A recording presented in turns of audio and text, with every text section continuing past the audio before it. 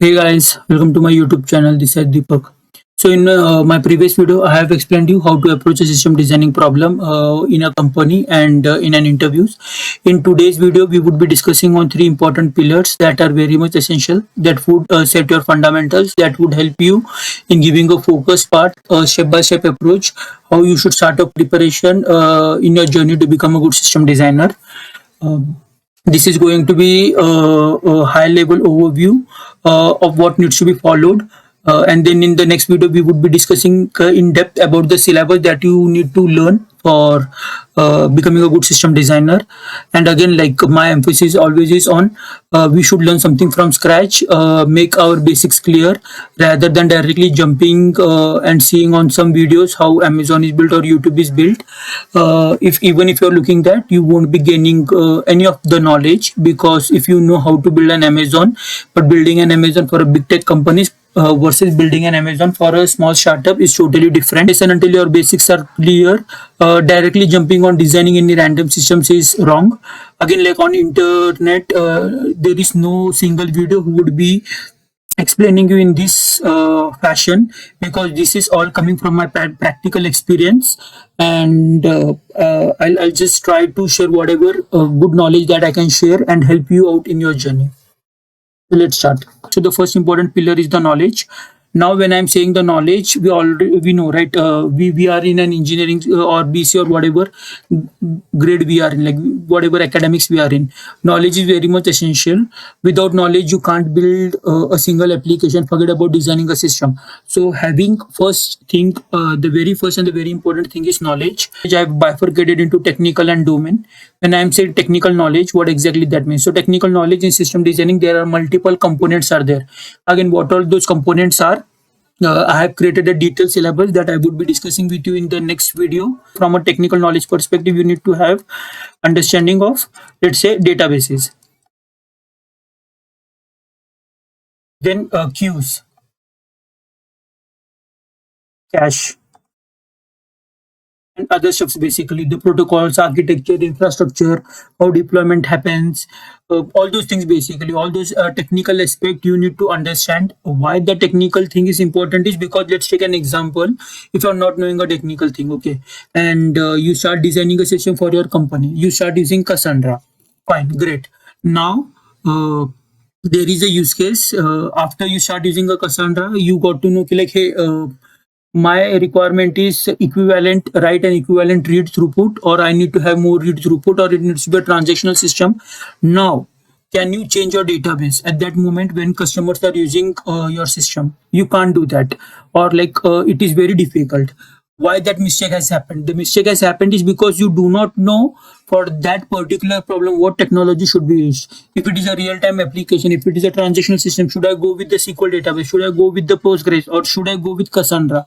You need to have a deep, in-depth and good amount of understanding of every single technical component. When I'm saying database, you need to have a detailed, deep understanding of database, different flavors of database like SQL, NoSQL, time series. Again, in that SQL, there are multiple: MySQL, Postgres.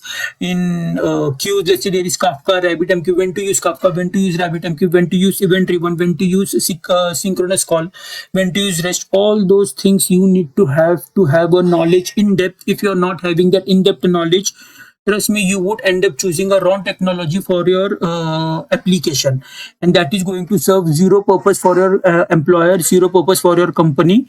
So to take an educative choice, educative decision, you need to have an education, you need to have a knowledge. So technical is that important. I haven't seen any single engineer who has built great systems and not having a technical knowledge. They always have a technical knowledge. They always do a comparison based on what is the requirement, what is the suitability, what technology I should choose, and what are the challenges of that technology. If in future XYZ problem occurs, how can I replace that? How can I avoid that?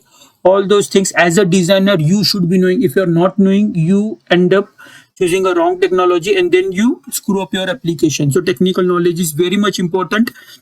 I would be in the next video discussing on what all different components are there. Firstly, as part of syllabus, and then further videos I would be putting in the playlist of every single component in depth discussion, so that like I will try to give you as much knowledge as possible. Again, like from a practical lens, not merely from a theoretical lens, so that like you can make a better and educative choices for your application. Then the second thing when I for the knowledge is the domain. Uh, what is the definition of domain basically? So you see like domain, there is a telecom domain. Okay. Now there is an e-commerce domain. There is an entertainment domain.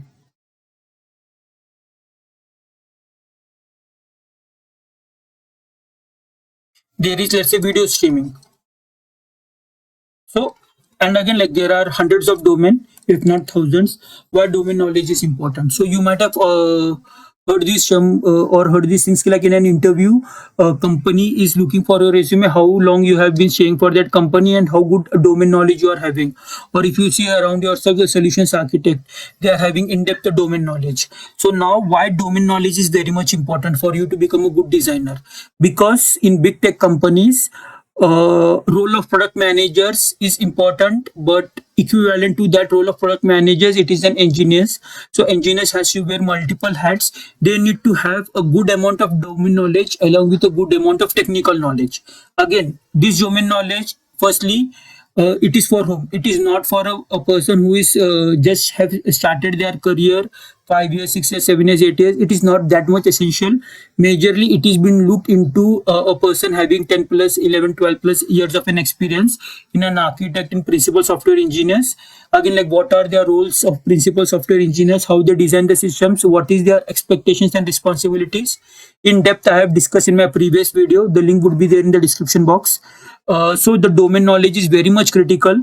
For example, in Facebook, whatever product that they design or develop, the initiative is always from an engineering team. Product managers just give them the requirement, but engineers are the one, the designers, the architects are the one who think from a scalability perspective. Telecom, if you see there is a porting, like SIM porting, port out you do, but along with the porting, what all other components are there that can come along our way? How should I build my system so that like in future, today customer is asking for port out, tomorrow they can ask for like port out reversal or port in or port through, whatever. So my system should be such like if tomorrow I'm getting any requirements, my system should be able to easily handle that, scale that. Now this domain expertise is very much important. If you are not having a domain expertise, then you would just end up building some boxes, some technical stuff. Tomorrow for the business, if a new requirement comes associated with that particular domain, you won't be able to handle that. So domain knowledge is very, very, very much important. This is something that you can't learn from internet. For this, you have to spend considerable amount of time in your company in that specific domain, building that applications, researching about that particular domain, researching about what are the competitors, what are they offering, how are they offering, how can I build something better for my employer. All these things are there that you need to learn on the go, on the air. You can't learn it via internet majorly, like just watching some tutorials and having a domain knowledge, that is not possible. Then comes the experience, importance of experience in system designing. As the start of my video I have said like you, let's say you know how to build an Amazon. So building an Amazon for Amazon and building an Amazon for a startup, let's say Deepak startup, and you are building an Amazon for Deepak startup who is starting a new e-commerce company, whether that design would be same. Trust me, it is going to be 100% opposite. Same design is not going to work for a startup. Same design you are building it for the big tech companies. Why? Because when you are designing a system in your comfort zone, in your superficial environment, in your home for a POC, you are having absolutely no constraints. You are just thinking, how can I make my system better? And there your target, or there is no target audience. Your just a purpose is like I need to build a good system which is going to tick all the functional requirements. But what about the non-functional requirements, boss? What about the back of the envelope calculations, boss? You are saying, hey, I am doing NFRs and I am doing a back of the envelope calculation. Cool. What about the constraints that is there from the company? When I am saying constraints, what does the constraints mean? The constraints that are there in the company. So let's say if I just want to just share you a gist about what constraints means. There is a resource constraint. There is a financial constraint. There is a target audience.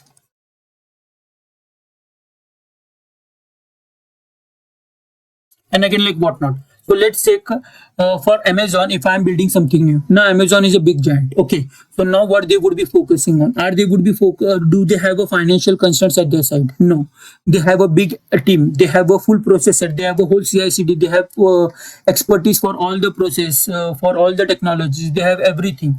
What is their main purpose? Their main purpose is I should launch the best system out there in the world that is going to beat all the systems that are there in the market first. And the second thing, the important for them is I am going to gain a lot users because already I have a good user base. I just need to attract that particular user to this new application of mine. So there my focus would be on building the best system out there, which is going to be huge scalable and which is going to meet the standards of Amazon. But let's say if the same thing I'm trying to build for a startup, there would be the financial constraints. Perfect. Startup, there would be the resource constraints. They might not be having that ample amount of team. They might not be having that expertise. Let's say you want to use a Cassandra.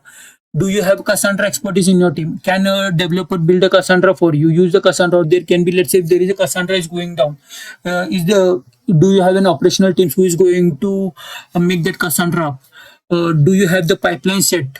Do you have the protocols process set in the place? You do not have. Plus, are you targeting the scale? Like, let's say I am starting a new startup. Tomorrow, am I going to get 100,000 requests per second as compared to Amazon? No. I am just trying to target, let's say, bare minimum 100 requests per second. But for me, the important is people should start using. So my very first thing is go first in the market. Solve the problem with limited resources, with limited constraints. So now you see basically the same problem I am solving, but for startup it is totally different. For Amazon it is totally different. This is going to come with experience. Let's say you have spent considerable amount of your experience or time in startups. Now you know. Now you have switched to a service-based company. You know how service-based companies work. You are working in big tech companies. You know how big tech companies work. Now you are having a good amount of experience and you know like, okay, next week if you are doing in a startup, you know what startups actually want, how we should fastly deliver the application, basically what all challenges can come and how can I handle those challenges, how I have handled the challenges in the past, or what trade-offs I need to take.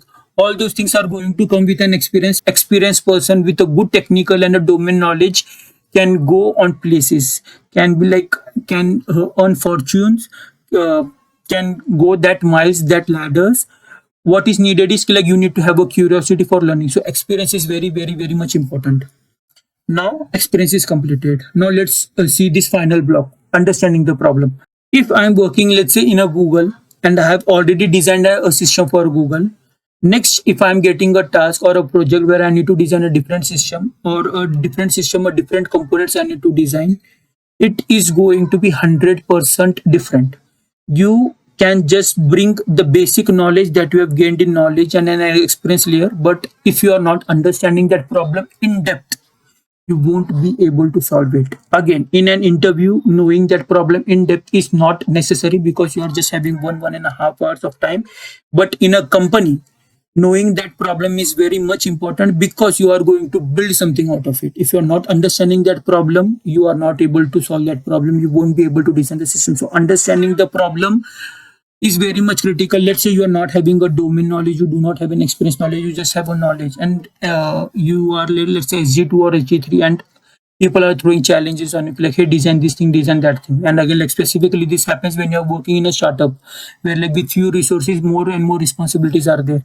At that time, you need to understand the problem. And when you are saying problem, not just that particular application problem that you need to solve, but the problem of the business, the problem that the user is facing, the problem that business is trying to solve, and the approach that people are coming with, and the approach that you are proposing, and how fluently, how smoothly you can solve that problem. Understanding the problem is very much important.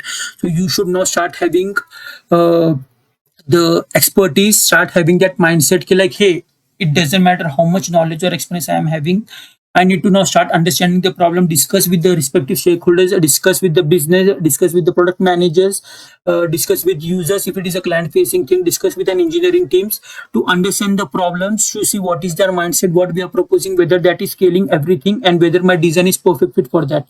So just don't shake it like, hey, I know this problem, this is how it should be solved, and I am just solving it by putting some microservices. No, it doesn't work like that. You need to understand the problem in depth. So this is all about for this particular video, where I was just wanted to discuss on the knowledge, experience, and understanding the problem. In next video, we would be discussing on the syllabus, what all important components are there. I would be focusing on this knowledge and the technical aspect. What all important components are there that you need to learn. That would be like a focus plan for you. You need to focus on that. Again, like that is going to take an ample amount of time for learning, because it is in itself a wide syllabus, but that is very much essential for you to become a good system designer. That is what we would be discussing. And then going forward, there would be a lot of videos on every single component that I would be discussing in the syllabus section.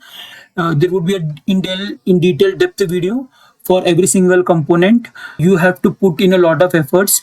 What I am trying to help you out is to give you a real world insight, to give you an experience how practically a system design should be approached, what all things are there. As part of learning, you need to understand how to gain that knowledge, a focus plan, a focus approach, preparing it in that particular sense. And then trust me, any application out there in the world, you would be able to design after completing this complete playlist of mine. And if you feel like this video is contributing and this playlist is contributing to you, if I'm sharing a practical insights, then please do subscribe to my channel and like and share this video. Thanks.